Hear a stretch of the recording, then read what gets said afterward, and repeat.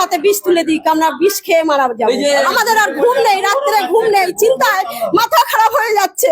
আমরা কি করব, কিছুই করার উপায় নেই। বিজেপি সরকার এসে আমরা মানলাম, ভালো হয়েছে, কিন্তু এ কি সর্বনাশ হচ্ছে। ও 1 লাখ টাকা করে পাবে, আমরা কি পাবো? আমরা কি স্বামীকে খাওয়াবো? আমরা কি স্বামীকে খাওয়াবো? বেচাকেনা তো হয় না, আসছে না, পার্টি তো আসছে না, বলছে গো মাথায় হবে না, তাই এক্ষুনি আমরা কি করব? উপায় কি? তাহলে আমাদের মরতে হবে, তাহলে গরুকে অন্য অমান্য ছেড়ে দিয়েছি। আমরা তো এরির উপরে ভরসা করে আছি না, যে গরুর উপরে প্রত্যেক বছর একটা বেচা কেনা হয়, সবাই এরির উপরে ভরসা আছে। কিন্তু এই যে একবার বলছে হবে কুরবানি, একবার বলছে হবে না, একবার 14 বছর গরু 6 বছর বাঁচে না, 14 বছর আয়ুত্ব দিচ্ছে। এ কি ব্যাপার? কই মমতা দিয়ে এটা করিনি তো। ওরে মরে মেরে বিজেপি তুলে লাভ এইটি হয়েছে আমাদের, যে আমাদের মরণ থানা কোনো লাইন ও দেনাটা মিটিয়ে দেয়, কারণ নিজে বিষ কিনে এনে দেয়। গরু বিক্রি না হয় বিপদে পড়লেন হিন্দু ভাইরা, একেবারে কান্নায় ভেঙে পড়লেন তারা। আমি এই মুহূর্তে রয়েছি ভাঙড়ের বামনিয়া গোয়ালবাড়ি এলাকায়। সেখানে একেবারে একের পর এক গরু চাষি হিন্দু ভাইরা, তারা কিন্তু ঘোষ ভাইরা, তারা কিন্তু একেবারে কান্নায় ভেঙে পড়েছেন যে এই গরুগুলো কুরবানি ঈদের আগে তাদের এই গরুগুলো বিক্রি হয়, কিন্তু গরু বিক্রি না হয় বিপদে পড়েছেন তারা, কান্নায় ভেঙে পড়েছেন। যে বিভিন্ন জায়গায় সোনার গহনা বন্ধক থেকে শুরু করে লোন নিয়ে তারা এই গরু তুলেছিল, এখন এই গরুগুলো বিক্রি করতে না পারায় তারা কিন্তু একবার কান্নায় যেমন ভেঙে পড়ছেন, পাশাপাশি নবান্নে গরু তুলে দেওয়ার কথা বলছেন, নবান্নে গিয়ে গরু ছেড়ে দেওয়ার হুঁশিয়ারি দিচ্ছেন। হিন্দু ভাইরা কি বলছেন, ঘোষেরা ভাইরা কি বলছেন শোনাবো আপনাদের। মুসলিম বা তারাও হিন্দু, তারা তো মিশছে একসাথে, আমরা তো একসাথে আছি। তারা কোনোদিন দেনদারি করেনি কি কারু আমাদের গলা ধাক্কা দিইনি। ওদের কুরবানিটা ওদের করতে দাও, আমরা বাঁচি। আমি কি করবো এবার, আমি কি করব? আমার এই 5 লাখ টাকা ব্যাংকে দেনা, আরো বাইরে থেকে 3 টাকা করে 4 টাকা করে সুদে নিয়েছি 5 লাখ টাকা, তাকে কি করে মেটাবো আমি? শুভেন্দু অধিকারী আছে, তুই গদিতে বসে আছিস, তুই কি করছিস? মানুষকে এরকম করে হিন্দু ধর্মতে সবকিছু তো নষ্ট করে দিচ্ছিস। মারপিট হবে, শেষ হয়ে যাবে।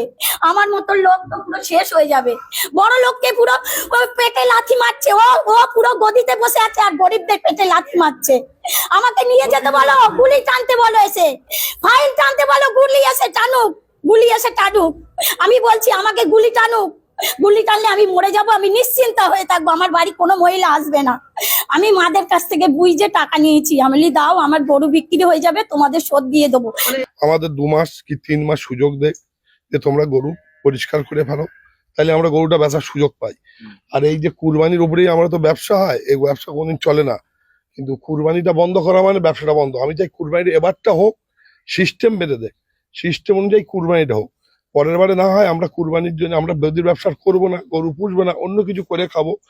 আমাদের ব্যবসার কোনো পুঁজি নেই, আমাদের ব্যাংকে লোন আছে, লোকের কাছে ইন্টারনেট টাকা আছে, ভুষির দোকান আছে, ওষুধের দোকান আছে, বিচুলি এলা আছে, সবই আমাদের দেনা করে করা।